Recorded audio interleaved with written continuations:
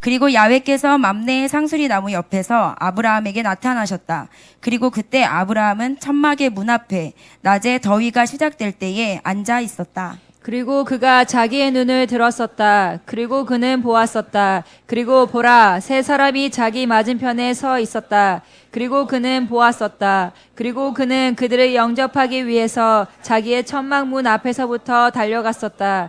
그리고 그는 땅을 향해 몸을 스스로 굽혔었다. 그리고 그가 말했었다. 나의 주여, 만일 내가 당신의 눈들 앞에서 은혜를 발견했다면 원하오니 당신은 당신의 종으로부터 그냥 지나가지 마십시오. 이제 약간의 물이 가져와지도록 해 주십시오. 그리고 당신들은 당신들의 발들을 씻으십시오. 그리고 이 나무 밑에서 쉬시도록 하십시오. 그리고 내가 몇 조각의 떡을 가져오겠습니다. 그리고 당신들은 당신들의 마음을 이 음식으로 새롭게 하십시오.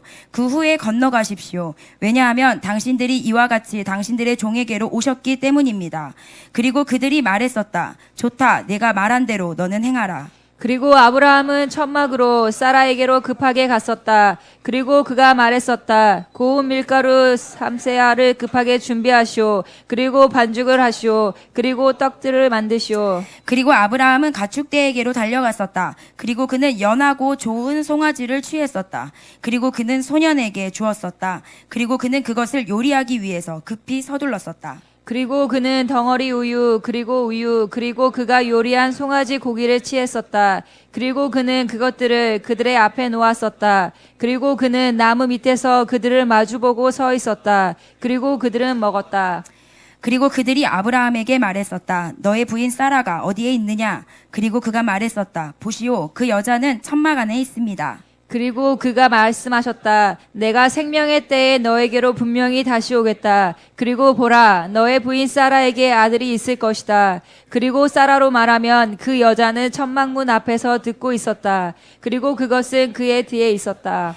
그리고 아브라함과 사라는 많은 날들 안에서 가고 있는 늙은이들이었었다. 사라에게는 보통 여자들과 같이 흘러나오는 월경의 통로가 끊어졌었다. 그리고 사라는 자기의 속 안에서 웃었었다. 말하기를 내가 나의 젊음을 탕진한 후에 나에게 낙이 있다면 얼마나 우스운 일인가. 그리고 나의 주인도 늙었는데. 그리고 야훼께서 아브라함에게 말씀하셨다. 이제 내가 참으로 아이를 낳는다고? 그리고 나로 말하면 나는 늙었는데? 라고 말하면서 사라가 웃는 그 이유는 무엇이냐? 야훼로부터 이런 일이 어렵겠는가. 정한 시기에 생명이 솟아나는 절기 때에 내가 너에게 돌아올 것이다. 그리고 사라에게 아들이 있을 것이다. 아멘. 이번 주간은 바에라 주간입니다. 바에라. 제가 미리 써두었습니다. 바에라. 바브 뭐죠? 그리고 그가 라 하셨다 라는 뜻입니다. 라는 뭘까요? 자신감 있게 말씀하셔도 되는데 나타나셨다, 보이셨다. 그래서 이번 주간의 제목은 그리고 그가 나타나셨다 라는 제목입니다. 누가 나타나셨냐면요, 아브라함에게 하나님이 나타나셨습니다. 그렇다면 하나님은 이전까지 아브라함에게 어떻게 아브라함을 만나셨던 걸까요? 말씀으로 만나셨었죠. 그동안에 하나님은 아브라함과 말씀, 음성을 통해서 만났지만 이 바에라 주간에 아브라함은 하나님과 만나게 됩니다. 근데 이 하나님과 만나게 된 것은 누구가 주체냐면요, 하나님이 주체세요. 하나님이 자신을 드러내신 사건입니다. 그래서 여기서 라 하셨다라는 건 하나님이 자신을 보이셨다라는 의미로 더 생각하시면 좋을 것 같습니다. 그렇게 하나님이 아브라함에게 나타나셨고, 그 나타나심으로 하나님은 아브라함과 함께 식사하시고, 그 다음에 하나님이 그 가정 가운데 하나님의 계획과 뜻, 언약을 다시 기억하게 하셨습니다. 하나님이 이렇게 나타나실 수 있었던 여러 가지 이유들이 있는데요. 그건 이제 뒤에서 알아보고요. 저희가 그 전에 창세기가 벌써 이제 두 번째 파트로 들어가기 시작했거든요. 어디가 앞이죠? 네. 창세기를 두 개로 나누면 4대 사건, 4대 족장이죠. 4대 사건은 뭐죠?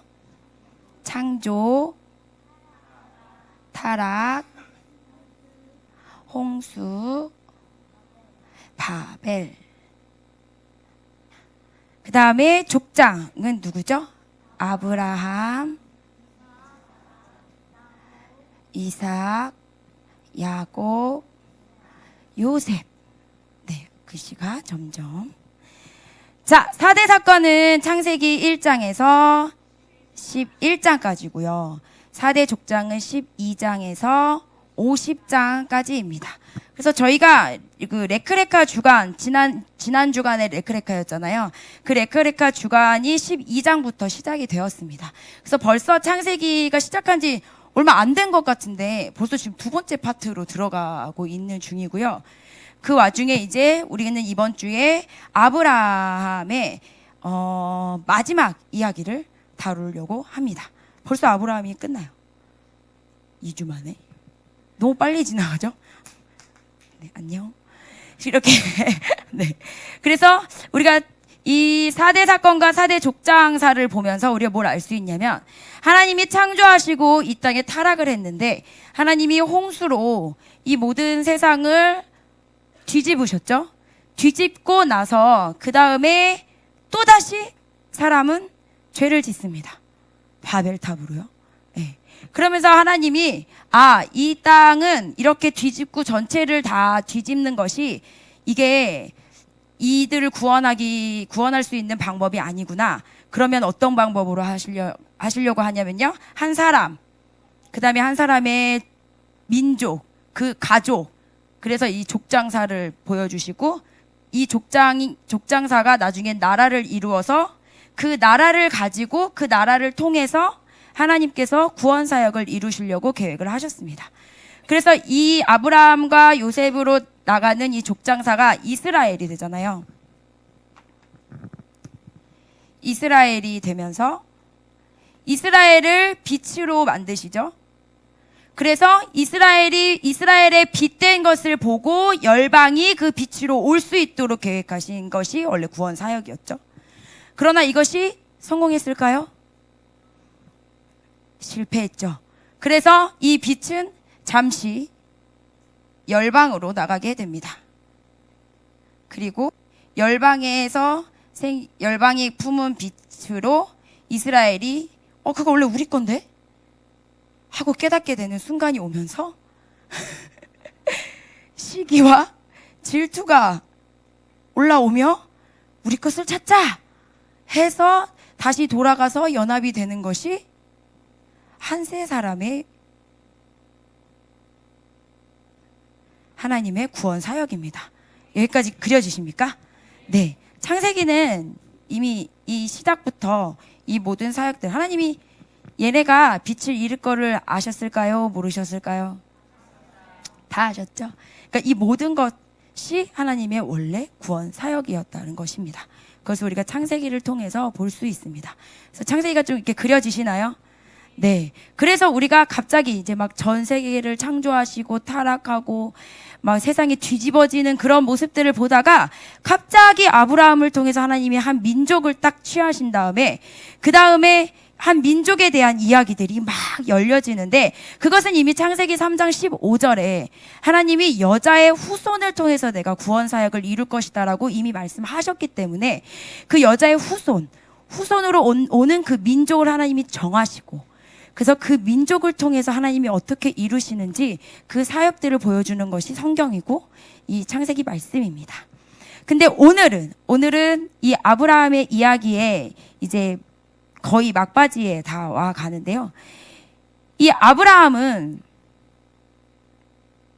아브라함의 별명이 뭐죠? 네, 믿음의 조상이죠. 그는 믿음의 조상인데 우리가 성경에서 봤을 때 그는 믿음의 조상입니까?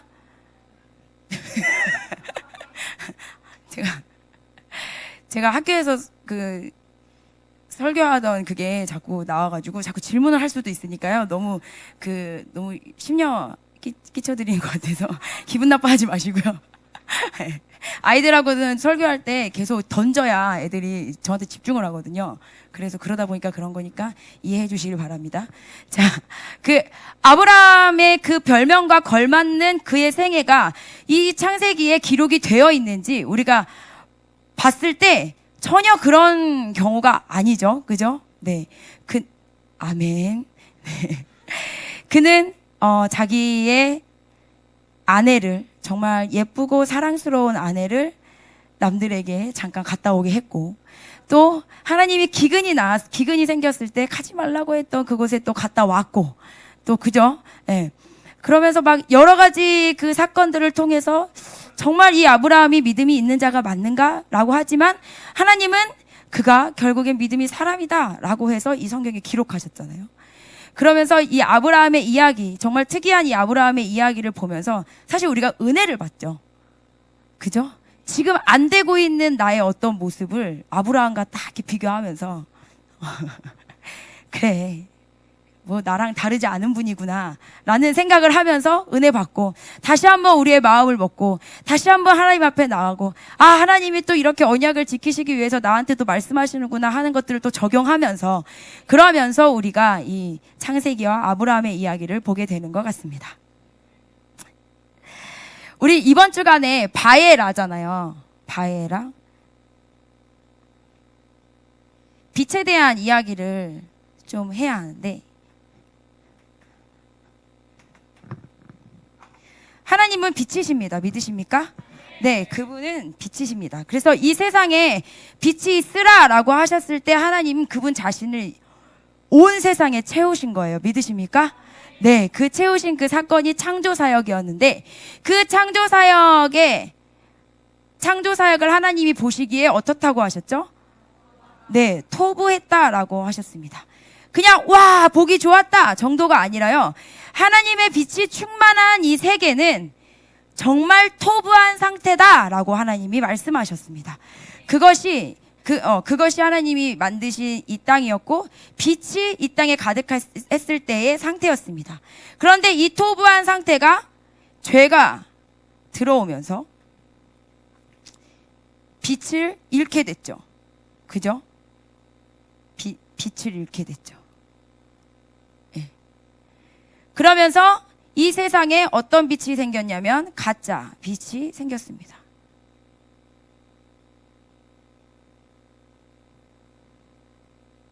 사람들을 속이고 사람들을 현혹시킵니다. 그래서 이 빛이라는 게 굉장히 좀 이렇게 빛이라는 성질을 좀 살펴보면 빛은 눈에 보이는 것이잖아요. 그러니까 이 죄로 인해서 들어온 가짜 빛은 눈에 보이는 것에 우리가 현혹되도록 만듭니다. 그래서 늘 눈에 보이는 결과를 우리가 집중하게 만들고 과정 따위는 생각하지도 못하게 합니다. 그리고 화려한 것, 이런 것들이 비춰지면서 진짜 빛 대신 예수 그리스도를, 진짜 빛 대신 예수 그리스도를 보지 못하게 하고 가짜 빛으로 사람들을 자꾸만 끌어당깁니다. 이것이 지금 우리가 현재 살고 있는 세상입니다. 그러나 하나님은 말씀을 통해서 말씀을 통해서 우리에게 이 빛으로 갈 수 있는 길을 알려주십니다. 믿으십니까? 네. 하나님은 눈에 안 보이잖아요. 이게 약간 문제예요. 하나님을 보여달라. 예수를 안 믿는 자들이 하나님 보여달라 이렇게 얘기를 하는데, 하나님 보여주실 수 있는 분 아무도 없죠. 그래서 하나님은 빛이셔, 하나님이 진짜야 라고 말하지만 세상 사람들은 눈에 보이는 결과와 화려한 것들, 사람이 생각하기에 합리적인 것들을 찾아 계속 죄악 가운데 있는 가짜 빛으로 가게 됩니다. 이것이 이성, 감정을 자극시키면서 네가 원하는 대로 살아. 그것은 네 삶이야. 너 삶의 주인은 너야. 라고 말하는 것이 이 세상이에요. 너의 힘으로 못하는 것이 없어. 노력하면 다 돼. 라고 말하는 것이 이 세상입니다.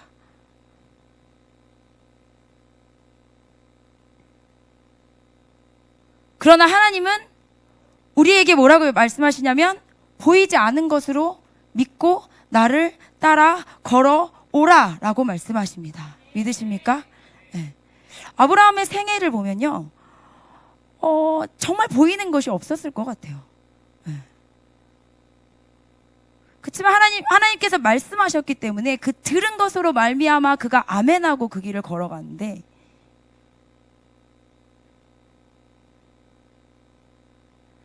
그렇게 보면 아브라함의 그 여정은 정말 믿음의 여정이었던 게 맞았던 거죠. 에이. 그렇게 하나님께서 부단히 우리를 빛 가운데로 오게끔 하시는데 그 길은 오직 말씀밖에 없습니다. 이 말씀은 토라고, 토라는 예수 그리스도를 의미합니다. 그래서 예수님을 통하지 않고서는 우리는 이 빛 가운데로 갈 수가 없습니다. 제가 왜 자꾸 빛 얘기를 하냐면요, 이 하나님이 나타내시다, 보이셨다 라고 하는 이 단어를 거꾸로 쓰면 오르예요. 오르가 무슨 뜻이에요? 빛이라는 뜻이에요. 오르. 오르, 빛. 이게 하나님의 빛을 비추실 때에 하나님이 보이셨다, 나타내셨다라는 의미인데, 이게 아브라함이 떠났던 곳이 있어요. 아브라함이 처음 떠났던 곳이 있는데 그곳이 갈대아 우르라는 곳인데요. 우르도 똑같이 우르 이렇게 써요. 그래서 이것의 우르의 원형이 오르예요. 그러니까 하나님은 세상의 빛 가운데에서 살고 있는 아브라함을 끄집어 당기셔서 진짜 빛 대신 주님 앞으로 데리고 나오신 거예요. 그것이 아브라함의 생애예요. 믿으십니까? 네. 갈대아 우르, 우상이 가득한 곳이었고 정말 세상적으로 빛이 반짝반짝하는 곳이었고, 네, 우상이 많이 있는 곳이라는 것은 보면 그곳엔 사람이 많이 모이고 세상적으로 정말 발달된 곳이라는 뜻이잖아요. 네. 그런 곳에 있었던 아브라함을, 그게 이제 세상의 빛이었고 가짜 빛이었는데, 그 아브라함을 하나님께서 이제 내 민족으로 삼으시면서 그 빛을 비추시면서 말씀하셔서 하나님의 빛으로 오게끔 하신 거예요. 믿으십니까? 네. 이것이 이번 주간에 여러분에게 일어날 일입니다. 이번 주간에 하나님은요, 여러분에게 자신을 보이기를 원하십니다. 자신을 정말 이제 귀로 듣던 그분을 정말 이제 우리 눈으로 보기를 원하는데, 이번 주간에 하나님이 그 일을 이루실 것입니다. 이것은 우리의 원함 때문도 아니고요, 하나님 자신이 이제 그때가 되셔서 우리에게 오시는 사건입니다. 믿으십니까? 네.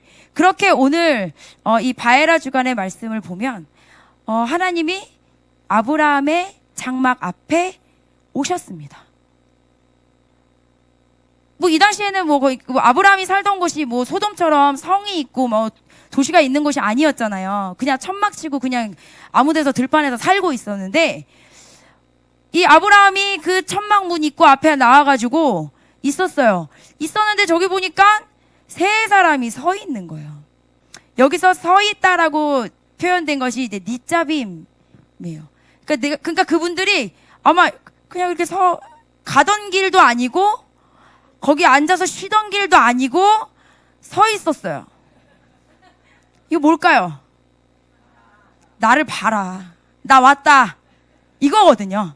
그러니까 하나님이 본인을 드러내신 거예요. 오셨어요. 천사 둘이랑 같이 오셔가지고 나 왔다 이렇게 딱 하니까 아브라함이 그걸 또 탁 찰떡같이 알아채가지고 눈을 들어보니 그 세 사람이 있어서, 아이고 이리 오십시오, 오셔서 물도 드시고 빵도 드시고 쉬시다 가십시오 라고 이야기를 합니다. 그렇게 했더니 이분들이 그래 내가 들어가 줄게 해가지고 이제 들어갑니다. 네. 지금 오늘 읽은 본문이 지금 그런 내용인데요. 그렇게 하나님께서 들어가셔서 아브라함과 이제 식사를 열심히 하시고 이런저런 이야기를 하십니다. 근데 하나님은 의도가 있으신 분이시잖아요. 네, 하나님이 그냥 아브라함이랑 식사하러 오셨겠습니까? 어디 맛집인가 한번 밥 먹으러 가볼까? 이렇게 오신 건 아닐 거잖아요. 그죠? 네. 그래서 하나님이 목적을 드러내십니다. 이제 다 먹었고 사라는 어디 갔느냐? 라고 말씀하십니다. 사라 여기 있죠? 네. 지난주와 이번 주에 계속 제가 주인공으로 나오는데요. 너의 아내 사라가 어디 있느냐? 그분의 목적입니다. 그분은 아브라함과 사라를 만나러 오셨습니다. 오셔서 하나님 말씀하십니다. 너에게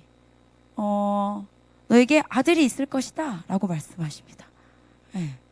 그랬더니 사라가 뒤에서 이렇게 듣고 웃은 거예요. 왜 웃었을까요? 왜 웃었을까? 그래, 사라 나이가 이때 몇 살이었을까요? 네, 한 89세. 네, 내년에 이제 너가 아들을 안을 거라고 했기 때문에 89세예요. 89세에 이미 경수가 끊기고 이제는 뭐 내 남편도 보니까 남편도 나보다 10살이 많아. 그래서 남편이 나보다 더 힘이 없어. 그러니까 우리는 이제 더 이상 뭐 후사를 낳을 아예 생각조차 없는 상황인데 하나님이 오셔서 언약을 기억하게 하시는 거예요.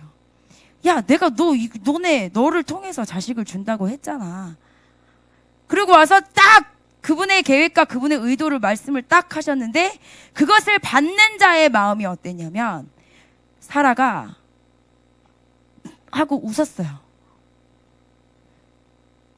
근데 사라랑 아브라함은 어떤 자냐면요. 여러분이 말씀에서 보시다시피 보면 아실 수 있는 게 이 사람들한테는 뭐 318명의 용사가 있을 정도로 굉장히 큰 그 부자들이었고 종들도 많았고, 예, 그랬는데 손님이 왔을 때 빵을 굽는 게 누굴까요? 사라가 구웠어요. 시종이 그렇게 많다니까요. 많은데 그리고 가서 종들한테 이 모든 주문을 하는 게 누구예요? 아브라함이 뛰어다녔더라 라고 나와 있어요. 아브라함이 달려가서 야, 빵 만들어, 고기 잡아, 우유 짜와, 막 이거를 아브라함이 뛰어다니면서 다 하고 있어요. 그러니까 이 손님 대접을 하는 것에 굉장히 공을 들이고 열심히 하고 있는 사람이에요. 이 사람은 왜 손님 대접을 본인이 직접 이렇게 열심히 했을까요? 네? 하나님이 오셨기 때문인데 사실은 히브리서 말씀에 보면 그는 부지 중에 그들을 영접했다 했어요. 그러니까 모실 때 하나님인지는 몰랐어요. 일단 이자는 토라를 살아내려고, 그쵸, 나눔, 구제, 손님, 나그네들을 대접하는 것들을 내가 실행하기 위해서 그 일들을 행했다라고 보는 견해가 저도 그게 더 맞는 것 같아요. 동의하시나요? 네, 그렇게 유대인들이 많이 본대요. 네. 그래서 이 아브라함이라는 사람은 하나님의 말씀을 그리고 토라를 살아내는 자였기 때문에 그때에도 그 말씀에 보면 더운 날에 천막문 앞에 앉아 있었더라라고 이야기를 하는데 더운 날에 굳이 천막문 앞에 앉아 있을 일이 없잖아요. 이스라엘 가보시면 아시겠지만 그늘만 들어가면 시원한데 그런 곳에서 있어야지 왜 더운데 또 그 앞에 굳이 더운 날이라고 표현한 그날에 천막문 앞에 있었냐면 이는 토라를 살아내기 위해서 그 기회를 잡으려고 그 앞에서 그걸 보고 있었던 거예요.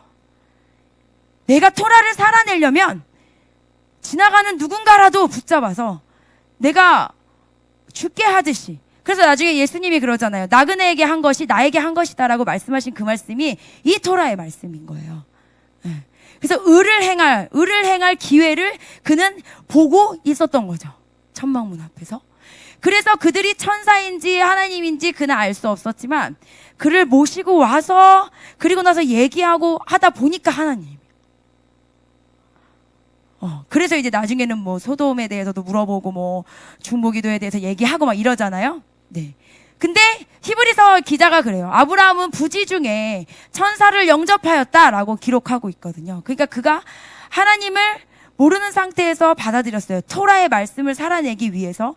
그래서 그가 그렇게 하나님을 모셔드린 다음에 그가 그만큼 토라를 살아내는 자였고, 사라도 역시 하나님의 말씀을 잘 살아내기 위해서 직접 빵을 굽고 손님을 대접하는 사람이었어요. 근데 중요한 건 본인에게 주셨던 그 언약은 믿지를 못하고 있는 거예요. 아브라함과 사라에게 지금 이제 노년이잖아요. 이들에게 바라는 게 있었을까요?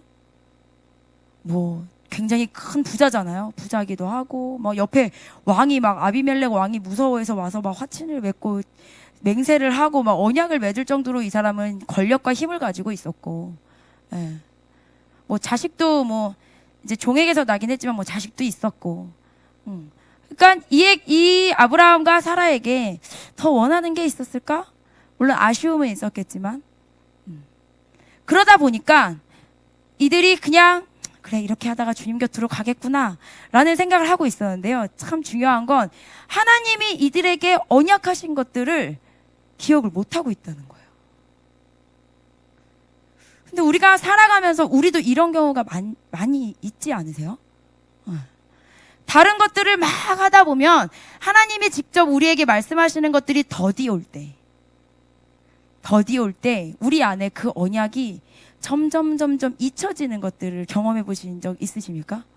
네. 많이 있으실 거예요. 그러다 보면 잊게 되고. 근데 하나님은요, 이 민족을 향한 이 언약에 대한 이 약속을 하나님은 반드시 이루셔야 했기 때문에 이때 찾아오신 겁니다. 오셔서 사람이 할 수 있는 능력, 사람이 할 수 있는 뭐 생각 다 깨부시시는 거예요. 경수가 끊어졌다고 너가 아이를 못 낳느냐? 네가 몸이 쇠하여졌다고 네가 아이를 못 낳을 것 같으냐? 라고 말씀하시는 거예요. 네가 네 힘으로 네 힘이 없다고 내가 그 일을 못할 것 같으냐? 하고 하나님 말씀하시는 거예요. 오히려 내 힘이 빠진 그때가 내가 일할 때다 라고 말씀하고 계시는 거예요. 믿으십니까? 네. 이것은 어떻게 보면 하나님이 아브라함과 사라가 그 원함과 막 간절한 뭐 그 자기네 힘으로 하려고 했던 그 모든 것들이 다 내려놔지고 이제는 힘이 다 빠지고 이제는 하나님밖에 없는 그때에 하나님이 일을 이루시러 오신 거예요. 정말 정확한 때에 오신 거죠. 네. 그래서 그 정확한 때에 하나님은 정확하게 힘이 빠진 그들에게 오셔가지고 말씀하십니다. 내가 언약했지? 그 일은 내년에 이루어질 거야. 그러면서 우리 그 재밌는 사건 있잖아요. 그 이츠학을 주고받는 사건. 네. 그러면서 하나님이 사라가 웃는 것을 아시고 사라가 왜 웃느냐? 라고 하셨어요.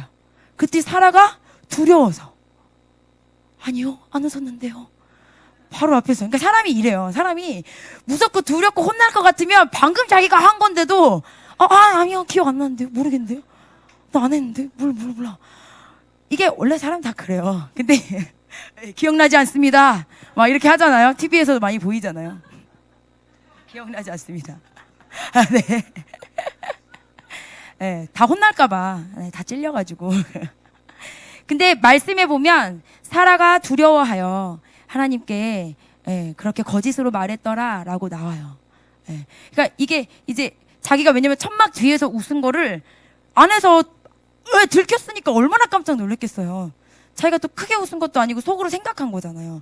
아이고 나도 이렇게 뭐 여자로서 이게 뭐 끝났고 뭐 남편도 늙었는데 내가 뭐 이걸 말로 한 게 아니라요. 생각한 건데 그거를 이제 하나님이 이제 딱 들으시고 캐치를 딱 하셔가지고 일로 와.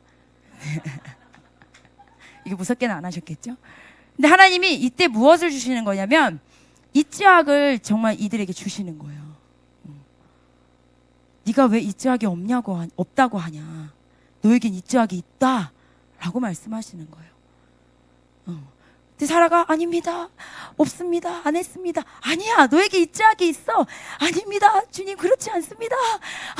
아닙니다. 아니 너에게 내가 지금 이츠학을 주는 거야 라고 지금 하고 있는 장면이에요. 그러면서 하나님이 사라가 이츠학을 잉태할 수 있도록 만들어 주십니다.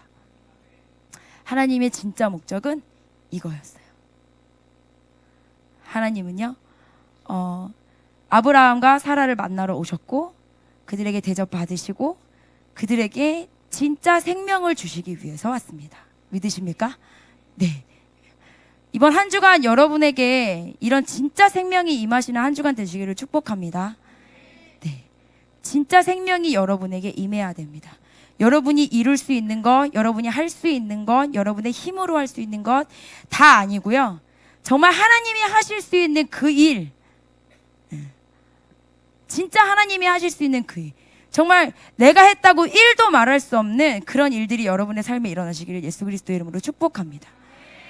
저희는 그 학교를 하면서 이런 일들을 굉장히 많이 겪고 있는데요. 아이들을 같이 만나다 보니까 저희 진짜 부모님들 너무 존경스러워요.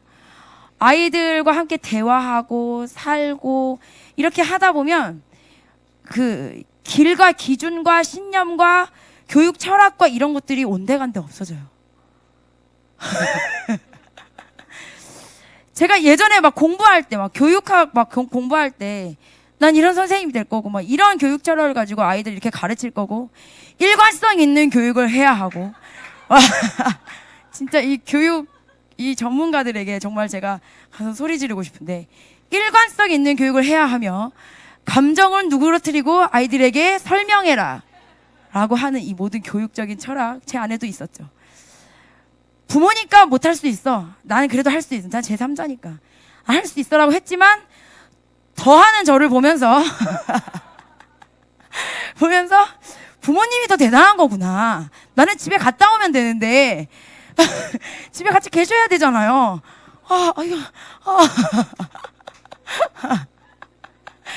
그러면서 이 아이들을 마주하면서 참 아이들이 문제가 아니라 결론적으로 이제 내가 문제라는 걸, 내 안에 또 훈련되어지지 않은 부분이 있다는 걸, 그러면서 너희들이 축복이구나라고 또 얘기하면서 내 안에 또 이제 또 새로운 훈련들을 쌓아 나가면서 그렇게 매일 학교에 있는데요. 학교에 있을 때 아이들이 정말 다양하고 많은 의견들을 가지고 옵니다. 바벨탑이요? 왜 세워줬게요? 바벨탑은 세워질만 합니다. 진짜. 그 많은 것들이 쌓인 거예요. 진짜. 이 사람 저 사람. 정말 우리 14명밖에 없는 아이들이요. 다 다른 의견이 있고요. 다른 감정이 있고요. 막 다른 뭐 자기 세계들이 있어요. 막 그 세계들을 하나하나 이제 막 들어주고 그랬구나 이랬구나 뭐 이랬구나 저랬구나 뭐 그건 아니지 막 이러면서 이제 막 그러면서 이제 하고 있는데 그러다 보면 제 안에 있었던 뭔가가 이제 막 흔들리는 느낌이 들 때가 있어요. 그럼 저희가 하는 게 있죠. 자, 주님 이름 한번 부르시고 기도하시겠습니다. 저희가 제일 많이 하는 거예요. 그치 얘들아? 우리 학교에서 선생님들 제일 많이 하는 게 뭐야? 그치? 주여 이거 제일 많이 하잖아. 그치? 길을 잃은 거죠. 네. 빛이 분명히 있었는데 이 많은 얘기들로 통해서 빛이 갑자기 사라진 느낌이 다시 빛을 찾으러 가는 거죠. 그래서 주님을 그렇게 부르짖어요, 저희가. 뭔가 한 게 결정되는 것도 굉장히 오래 걸리고 애들이 막 짜증날 거예요. 이놈의 선생님들은 맨날 기도만 하고. 근데 정말 은혜인 것이 길이 없어진 게 은혜인 것 같고요. 네. 아니면 제 생각과 제 길로 했을 것 같아요. 네. 그리고 제가 이제 힘이 제일 세잖아요. 말도 뭐 힘도 세고 소리도 크고 나이도 제일 많고 막 다 내가 하란데 해 그냥 귀찮게 빨리 해 이렇게 할 수 있는데 그리고 우리 교장선생님도 저렇게 인자하게 웃고 계시지만 진짜 세신 분이거든요. 저 뒤로 밀리지 않으세요. 그냥 가만히 이렇게 계시는 분이신데 그렇지만 그 안에 뭔가 가득하시죠. 그래서 근데 그걸 이제 우리 안에 하나님 그걸 다루시는 거죠. 그래서 주여를 우리는 부를 수밖에 없어요, 매일. 그러면서 모든 일이 그렇게 결정될 때 우리의 마지막의 고백은 뭐냐면 야 진짜 하나님 없었으면 우리 학교 어떻게 했을까요? 막 이렇게 하나님 안 계셨으면 우리 어떻게 했을까요? 막 이렇게 얘기가 돼요. 정말로.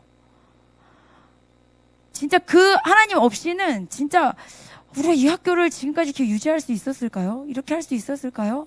라고 할 정도로 하나님이 정말 우리 눈앞에서 일하시는 것 같이 보이는 순간들이 굉장히 많아요. 네. 근데 특별히 이번 주간은 그것이 더 강하게 드러나는 주간입니다. 예. 매일의 삶에 일어나면 가장 좋겠죠? 근데 특별히 이번 주간에 여러분의 삶에 하나님이 그렇게 나타나실 겁니다. 그때 여러분이요, 기꺼이 여러분의 자리를 내어드려야 돼요. 예. 사라처럼 두려워서 아니요 라고 하시면 안 되고요. 예. 사실 이 사라의 어떤 그런 부분, 가장 사라가 자식이 없는 게 가장 연약한 부분이잖아요. 그죠?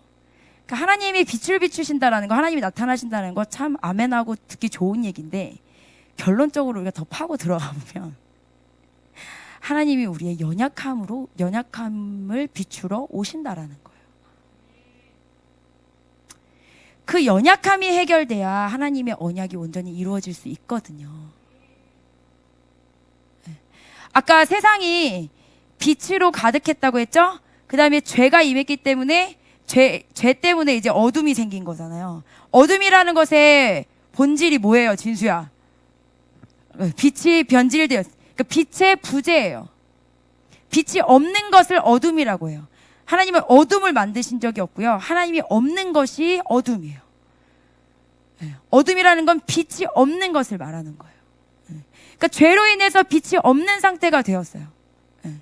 그래서 우리 안에도 그런 연약함들이 어둠으로 남겨져 있는 거예요. 근데 이번 주간에 하나님이 여러분에게 오시는 거예요. 오셔서 빛을 비추시는 거예요. 비추시면서 해결하시는 게 뭐예요? 언약을 기억하라. 거기에 주저앉지 마라. 그것은 너의 장애물이 되지 않는다라고 말씀하고 계시는 거예요. 믿으십니까?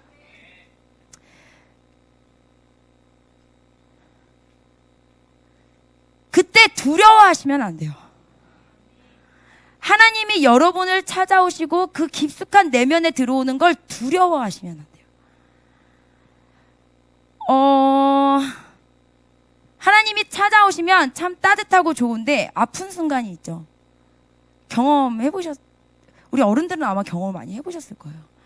하나님이 뭐 예배 중에, 기도 중에, 말씀 보는 중에 갑자기 빛을 딱 임하게 하셔서 내 안에 어떤 연약함이 딱 드러나면서 오는 나의 그 연약함과 직면하는 그 순간 오는 그 아픔들이 있잖아요. 지금 사라가 그 상태예요. 나 그거 없어도 돼 라고 생각하고 살아오고, 나 그거 괜찮아 안 해도 돼 라고 덮어왔던 그 상처들을 하나님이 이제는 비추시는 거예요. 그래서 하나님이 그것을 해결하시고 다시 한번 언약을 말씀하시고 그분의 계획을 이루시기를 원하십니다. 근데 그 하나님의 방문과 언약을 받을 수 있는 사람의 자세가 있어요. 그 자세가 뭐냐면 오늘 말씀에 보면 18장 1절 말씀을 다 같이 읽어볼까요? 시작. 그리고 야훼께서 맘레의 상수리 나무 옆에서 아브라함에게 나타나셨다. 그리고 그때 아브라함은 천막의 문 앞에 낮에 더위가 시작될 때 앉아 있었다. 자, 하나님이 빛으로 우리에게 나타나시는데, 하나님이 빛으로 나타나시는 사람들의 특징이 있어요. 그 사람이 뭐냐면, 첫 번째 이제 1절 말씀에 보면 야훼께서 어디 옆에서 나타나셨냐면 맘레의 상수리 나무 옆에서 아브라함에게 나타나셨다라고 이야기하는데, 여기서 맘레라는 것은 맘레가 여기 있죠. 이게 지금 맘레거든요. 네. 맘레가 지금 두 가지의 진리를 갖고 있죠. 네. 진리가 두 가지일 수가 있어요? 네. 진리가 두 가지일 수 없는데, 이것은 무엇을 뜻하는 거냐면, 진리는 본체는 하나인데 나타나는 건 두 가지로 나타난다는 뜻이에요. 예를 들어 겉사람과 속사람. 이해되세요? 네. 현상계와 영계. 이거는 뗄 수가 없죠? 네. 뗄 수가 없어요. 본체는 하나이지만 이게 드러나 보이는 것들은 두 가지로 보여진다라는 거예요. 네. 이해되시나요? 네. 그래서 하나님은 이 맘내라는 단어를 성경에 기록하시면서 진리, 진짜 진리를 가진 자에게 나타나신다고 말씀하십니다. 믿으십니까? 네. 그래서 우리 보면 마임이거든요. 마임은 물이라는 뜻인데 물도 매미 2개예요. 네. 그러면서 이 진리라는 거는 본체는 하나가 있지만 겉으로 이게 드러나 보이는 것들이 2가지의 어떤 형태로 드러난다. 이 진리에는 2가지의 어떤 모습으로 보여진다라는 것을 보여주기 위해서 진리, 마임, 물도 이 매미 2개고 맘내라고 하는 이 단어에도 매미 2개로 보이면서 그러면서 하나님께서 지금 진리의 이중 구조를 같이 이야기하시면서 우리에게 오실 예슈아와 오신 예슈아를 또 말씀하고 계시고 우리에게 그 2가지의 모드로 오는 진리를 잘 인식하고 파악해야 된다라고 말씀을 하십니다. 믿으십니까? 네. 그래서 이 진리를 제대로 보는 자가 하나님의 방문을 받을 수 있습니다. 그리고 또 한 가지는 18장 2절에 보면 2절 읽어볼까요? 시작. 그리고 그가 자기의 눈을 들었었다. 그리고 그는 보았었다. 그리고 보라, 세 사람이 자기 맞은편에 서 있다.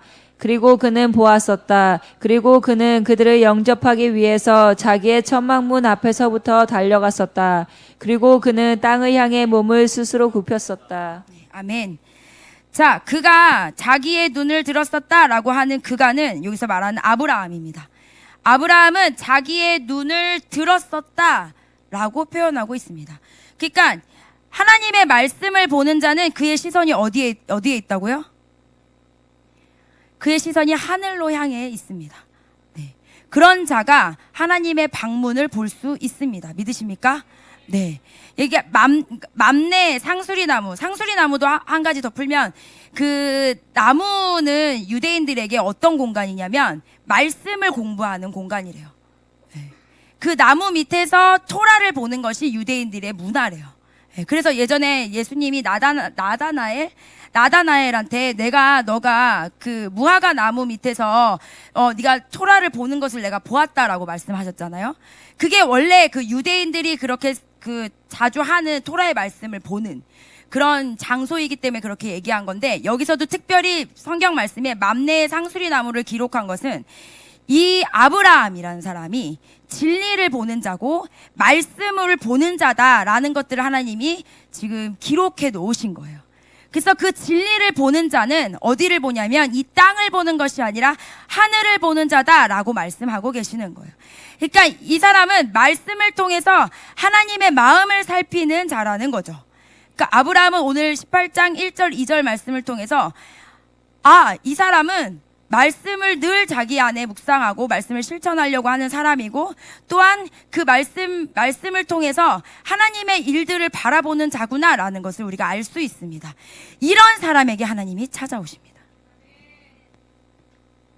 말씀으로 무장되어 있고 하나님의 행하심을 바라보며 그 시선을 내가 원하는 것이 아니라 하나님이 원하시는 것에 시선을 둘 수 있는 사람에게 하나님이 찾아오십니다. 믿으십니까? 그래서 우리가 이번 주간에 하나님 언제 오시나 요것만 하고 계시면 안 되고요. 말씀을 열심히 먹으시고요. 여러분의 시선을 하나님께 두셔야 합니다. 그래야 하나님이 오시는 걸 우리가 알아차릴 수 있어요. 네. 우리가 이게 그 알아차린다라는 것이 어떻게 보면 이제 영안이 열린다라는 표현을 할 수 있을 것 같아요.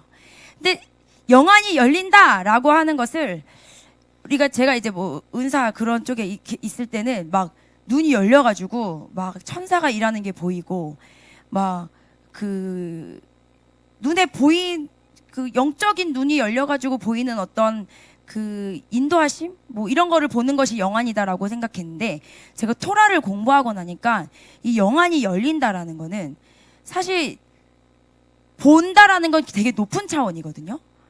그 들은 자만이 볼 수 있어요, 사실은. 그러니까 듣는 것이 보이는 것이잖아요. 나에게 들린 것이 보는 것이잖아요. 그게 토라가 항상 얘기하고 있거든요. 그래서 토라가 항상 말하는 게 쉐마 이스라엘 이러잖아요. 들으라 이스라엘아, 무엇을 듣냐? 하나님의 말씀을 들어라. 그래야 너희가 하나님을 볼 수 있다. 이렇게 얘기하고 있는 게 토라거든요. 그래서 이 듣는 자가 그 다음 단계가 보는 것이에요. 그래서 사실 이 보는 차원이 굉장히 높은 차원인 건데, 그래서 그것을 영안이 열린다. 단순히 천사의 어떠함이 아니라 하나님의 말씀이 들렸을 때에 하나님의 눈으로, 하나님의 관점으로, 하나님의 마음으로 그것을 볼 수 있는 게 진짜 영안인 거죠. 그러니까 내 경험, 내 기준, 내 낙하시가 아니라 하나님의 기준, 하나님의 말씀이 내 안에 똑바로 세워져 있을 때, 그때 하나님의 행하심을 온전히 보고 내가 선포할 수 있을 때, 그때가 진짜 영안이 열린 상태라는 거예요. 믿으십니까? 이게 굉장히 높은 차원이더라고요. 눈에 보이는 게 사실 쉽잖아요. 네. 눈이라는 것이 굉장히 감각에 많이 끌려다니기 때문에, 그래서 사단이 이 눈에 보이는 감각을 우리한테 너무 공격을 많이 하는 것 같아요. 네. 그러나 우리는 오늘 하나님의 마음을 구해야 되는데, 그 마음은 말씀을 통해서 하나님의 마음을 구해야 합니다. 네, 경험이 아니고요. 말씀을 통해서 구해야 하고, 그래서 우리 안에 그 진짜 영안이 열려서 하나님의 행하심, 하나님의 나타나심을 볼 수 있는 것이, 그것이 이번 주간에 하나님이 이루실 일입니다. 네. 제가 그 주중에 예배 때 형제의 모습 속에 찬양 같이 하면서 뭐라고 했냐면, 학교도 매일 전쟁이고요. 아이들을 막 바라볼 때마다, 그리고 뭐 내 모습을 볼 때마다 나는 너무 내 연약함에 맨날 절망하고 힘들다. 막 이제 이렇게 얘기했어요. 근데 그게 제가 요즘 굉장히 묵상하고 있는 부분이에요. 네, 뭐 처음에는 쟤 때문에 힘들고 얘 때문에 힘들고라는 이야기를 굉장히 많이 했죠. 저도. 근데 결론적으로는 그것이 문제가 뭐였냐면, 제 안에 하나님의 어떠함으로 볼 수 있는 영안이 안 떠져 있더라고요. 하나님의 마음으로 볼 수 있는 영안이 떠져 있으면, 얘가 뭐 코를 파고 소리를 지르고 막 이래서 해도 예를 든 거예요, 예를. 네. 애들이 뭐 나쁜 짓을 특별히 안 해가지고. 근데 그렇게 해도 제가 만약에 하나님의 마음으로, 하나님의 눈으로 제가 보는 사람이었다면, 그게 제 안에 힘듦으로 오지 않았을 것 같아요. 근데 제 안에 하나님이 많이 고갈되고, 하나님의 빛이 많이 이제 좀 걷어지고, 제가 하나님의 눈으로 보지 않으려고 하는 그 상황들이 딱 이제 올라왔을 때, 그때는 진짜 다 틀렸어요, 정말. 그때 사실 입을 다물어야 돼요. 아무 말도 하지 말아야 돼요. 근데 그거를 깨달은 게 사실 한 10년이 되진 않았었던 것 같아요.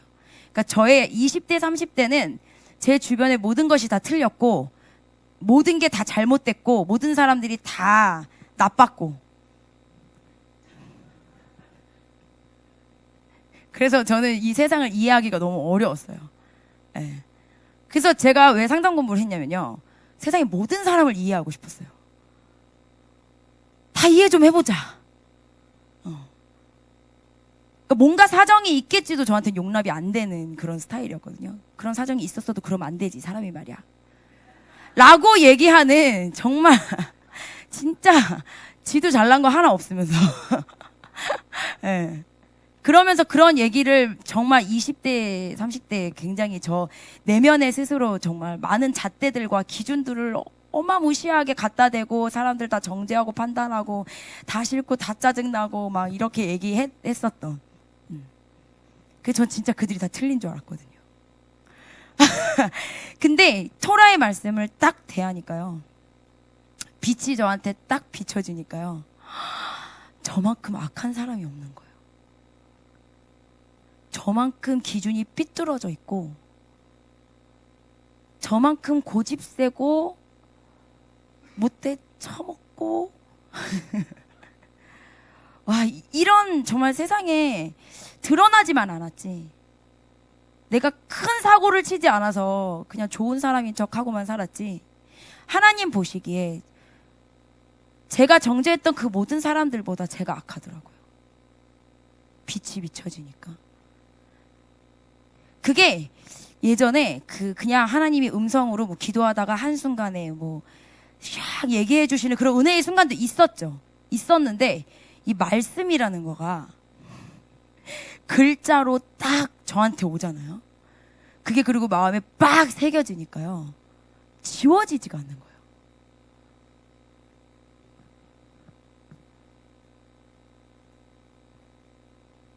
그러면서 내가 문제였구나 라는 걸 정말 깨닫게 됐어요. 그러면서 토라의 말씀 앞에 서기 시작했는데 정말 무자비하게 칼질을 당했죠. 성령의 검이잖아요. 말씀이. 정말 난도질을 당하고 막 뼈를 찔러 쪼개는, 지금도 뭐 그런 순간이 없는 건 아니에요. 뼈를 찔러 쪼개는 순간들이 제 앞에 막 그 순간들이 오면서 그러면서 하나님 끊임없이 말씀하셨던 건 그래도 말씀 앞에 서라 라고 하셨어요. 아프니까 싫은 거예요. 말씀 앞에 서기 싫은 거예요. 그냥 누가 해줬으면 좋겠는 거예요. 누가 와서 그냥 저거 좀 치워줬으면 좋겠고 저 문제를 좀 없애줬으면 좋겠고. 저는 또 7번이잖아요. 외면하는 7번. 맨날 잠만 자고 싶고 놀러 가고만 싶고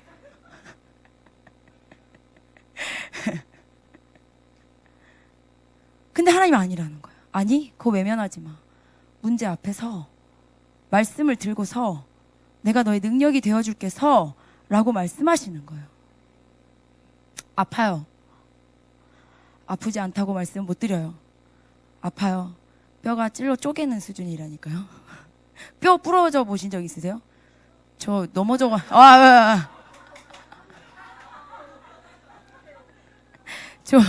제가 4년 전, 5년 전에 다리가 부러진 적이 있는데 평생 어렸을 때도 그렇게 넘어져도 뼈가 안 부러지다가 넘어졌어요. 집에서 넘어졌는데 그때 제가 뼈가 부러진 소리를 제가 들었어요.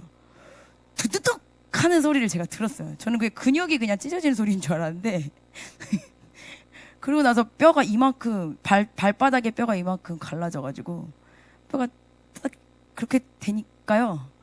와, 사람이 진짜 너무 아픈 거예요. 이게 살갗 베이는 거랑은 차원이 다르더라고요. 뼈가 부러지니까. 근데 그만큼 아픈 수준의 말씀이 찔러 쪼개서 들어오는 거예요. 토라가 말씀이 그런 거예요.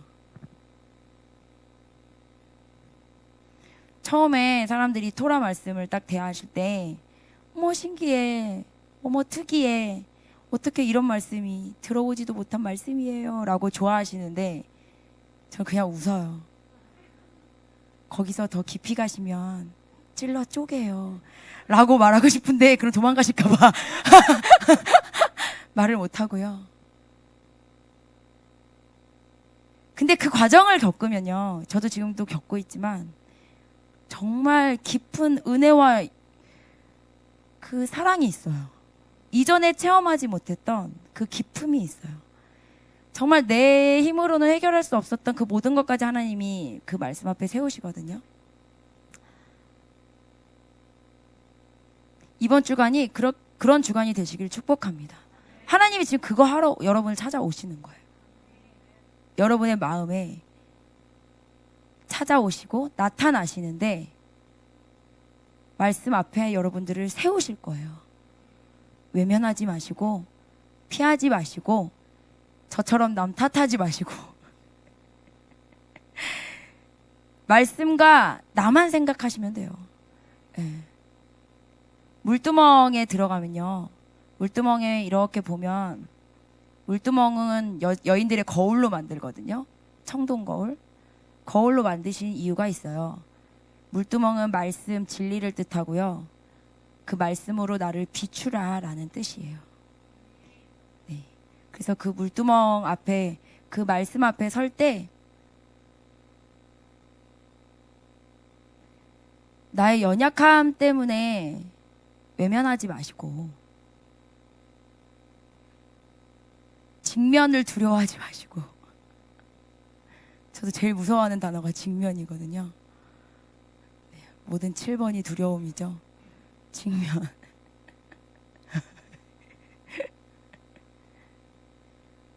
근데요, 이게 내 힘으로 하면요 죽을 것 같아요. 근데 말씀을 가지고 가면 살아납니다. 왜냐면 하나님은 생명을 주시기 위해 여러분에게 오셨거든요. 생명을 주시기 위해 여러분의 천막문 앞에 오신 거고요. 그래서 여러분이 영접하고 초대할 때 그때 여러분 안에 진짜 생명, 이 짝이 여러분 안에 잉태되는 것입니다. 믿으십니까? 네, 그런 한 주간 되시기를 축복합니다. 네, 바에라 주간은 진리를 보면서 영안이 열려서 하나님의 뜻을 바라보는 자에게 찾아오는 기회입니다.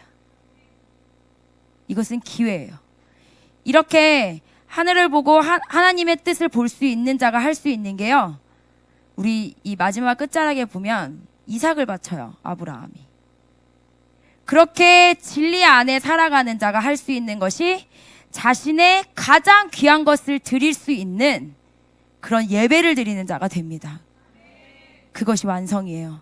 그래서 아브라함이 그렇게 이삭을 드리고 나서요, 그 예배를 드리는 순간, 그 다음에는요, 이제 아브라함의 이야기가 아니고요, 마지막 날 보면 리브가가 태어나는 이야기가 나와요. 이제 세대가 전수되는 거예요. 이제 바뀌는 거예요. 이삭의 이야기로 넘어가면서 아브라함의 그 모든 생애가, 모든 훈련이 잘 맞춰졌다라는 것들을 하나님이 알려주십니다. 네, 그런 관점을 가지고 이번 주간 묵상하시면 좋을 것 같습니다. 네, 하나님을 영접하는 자, 그 안에 온전히 초청하는 자, 말씀으로 부단히 노력하고 말씀으로 하나님의 뜻을 보려고 하는 자에게 찾아오시고, 그렇게 하나님을 만난 자는 우리 안에 진정한 그 내면에 정말 그 연약한 그 부분까지도 하나님께 내어드리면서 예배할 수 있는 진짜 예배자가 됩니다. 그것이 우리 훈련의 마지막입니다. 믿으십니까? 그렇게 예배하시기를 예수 그리스도 이름으로 축복합니다. 우리 찬양할까요?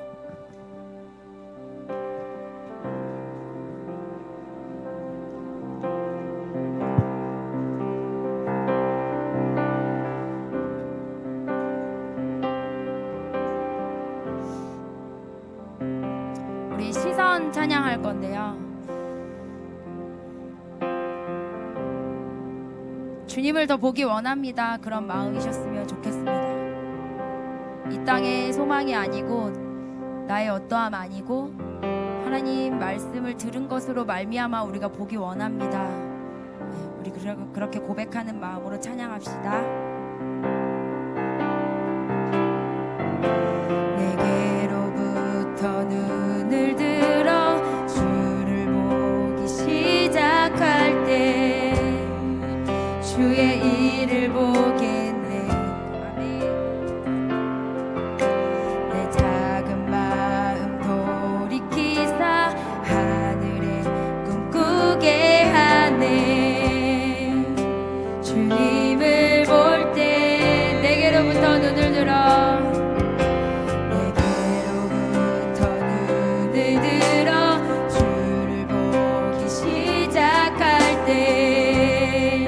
주의 일을 보겠네.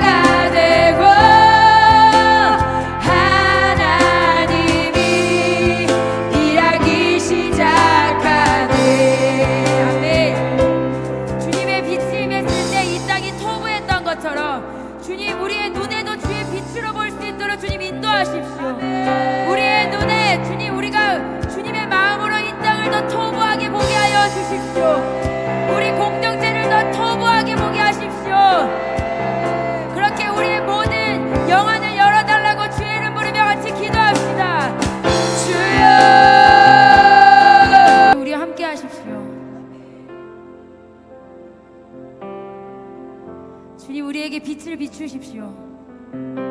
우리 두려워하지 않겠습니다. 이제 외면하지 않고 이제 주의 말씀 앞에 서겠습니다. 그래서 진짜 우리의 정말 진정을 드릴 수 있는 예배자가 되겠습니다. 그렇게 주님께서 우리를 바라보실 때 정말 사랑스럽고 사랑스러운 눈으로 바라보실 때 하나님, 우리 안에 두려움이 아닌 그 사랑으로 인하여서 자유함이 더 임하게 하여 주십시오. 주의 그 사랑이 우리 안에 있는 모든 두려움을 내어 쫓습니다.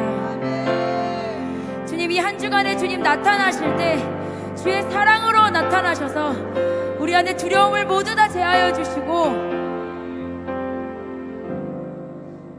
주님과 동행하는 것이 기쁨이라고 고백하는 한 주간이 될 수 있도록 주님 인도하십시오. 사랑합니다. 주님을 사랑합니다. 더 이상 내 연약함에 넘어지지 않겠습니다. 고민하지 않겠습니다. 주저하지 않겠습니다. 이제 그것은 아무것도 아닌 것을 우리가 이제 깨달았습니다. 그것이 문제가 되지 않음을 우리의 영안을 더 열어보게 하여 주십시오. 그래서 주님을 찬양하는 것이 진짜이고 주님을 바라보는 것이 진짜인 것을 우리가 고백하는 그런 삶을 살아나가게 하여 주십시오. 주님, 속해 오십시오. 주님, 너무 보고 싶습니다. 주님, 속해 오십시오.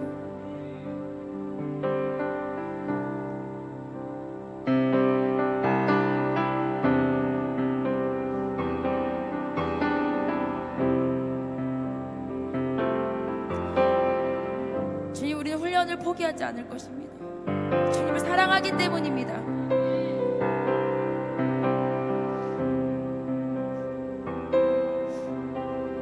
기꺼이 기쁨으로 해내겠습니다.